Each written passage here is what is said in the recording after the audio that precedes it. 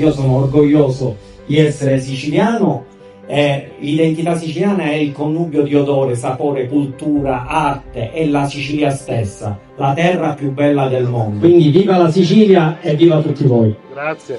Una nuova era con eventi di cultura soprattutto, e devo dire che questo lo dobbiamo grazie a questa amministrazione. L'invito che faccio all'assessore Scarpinato è che questo evento venga rinnovato anno per anno, perché questa villa merita il suo perché. Grazie. E se quando mettiamo al centro proprio la donna, per noi è una delle altre espressioni che l'umanità ci ha dato. Noi ci saremo soprattutto per tutte le donne di Palermo. Grazie Presidente.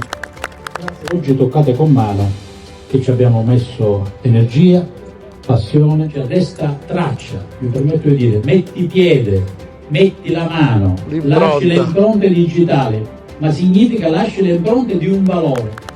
Mi fa solo pensare a tutte le cose belle di sociale che possiamo fare per metterlo a sistema, con iniziative rivolte ai minori, agli adolescenti, alle donne, a tutto ciò che si può realizzare nel territorio. E sono contenta che qui a rigenerare uno spazio per portarci di un pezzo di città siano le donne con le loro storie a metterci l'impronta. Grazie.